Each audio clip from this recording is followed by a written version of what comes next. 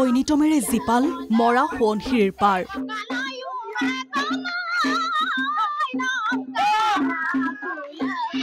পৌৰাগ উৎসৱক লৈ ঢকুৱাখানাত উৎসাহৰ ঢল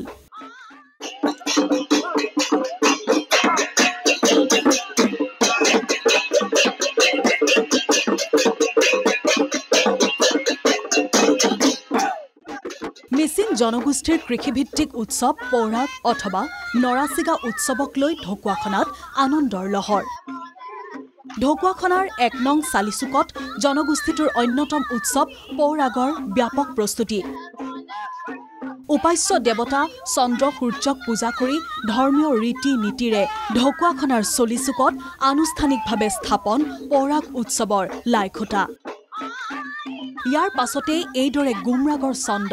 ঐনিতমৰ সুৰত জীপাল হৈ পৰিল মৰা সোৱণশিৰীৰ পাৰৰ বৃহত্তৰ চলিচুক অঞ্চল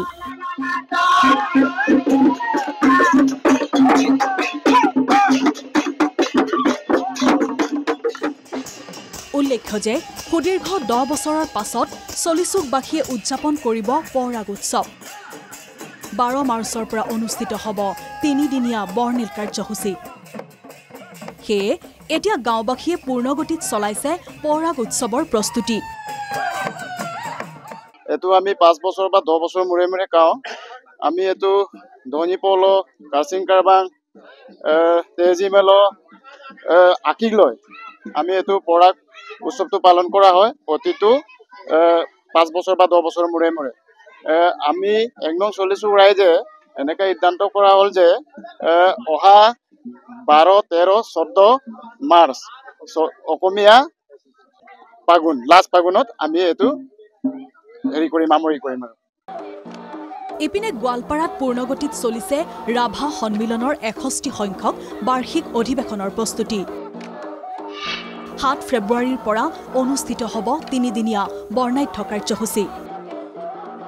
গোৱালপাৰাৰ হাৰিমুৰাৰ নিকটৱৰ্তী বৰজুলিত অনুষ্ঠিত হ'ব এই অধিৱেশন ৰাভা জনগোষ্ঠীৰ অন্যতম সামাজিক অনুষ্ঠান দুধনৈ পশ্চিমাঞ্চল ৰাভা সন্মিলনৰ অধিৱেশন উপলক্ষে বৰজুলিত এতিয়া উৎসাহৰ ঢল বৃহস্পতিবাৰে ধৰ্মীয় ৰীতি নীতিৰে দবাৰুৰাম ৰাভা সমন্বয় ক্ষেত্ৰত অধিৱেশনৰ লাইখুটা স্থাপন বৰি জামাতৰ উদ্যোগত আৰু বৰজুলিবাসীৰ সহযোগত অনুষ্ঠিত হ'বলগীয়া এই বাৰ্ষিক অধিৱেশনৰ লাইখুটা স্থাপন কৰে সন্মিলনৰ সভাপতি সঞ্জয় ৰাভাই ইয়াৰ পাছতে স্থানীয় যুৱক যুৱতী মহিলাসকলৰ জনগোষ্ঠীয় গীত নৃত্যৰে মুখৰ দবাৰুৰাম ৰাভা সমন্বয় ক্ষেত্ৰ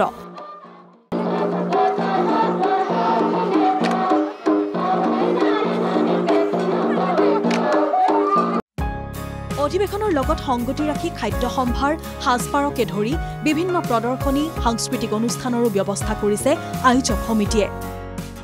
দুধনৈ পশ্চিমাঞ্চল ৰাভা সন্মিলনৰ 61তম বাৰ্ষিক অধিৱেশনখিনি 7, 8, 9 ফেব্ৰুৱাৰীত অনুষ্ঠিত হ'ব 2025ত যিখিনি প্ৰস্তুতি সেই প্ৰস্তুতিখিনি আমাৰ ইতিমধ্যে প্ৰায় সম্পূৰ্ণ হৈ আহিছে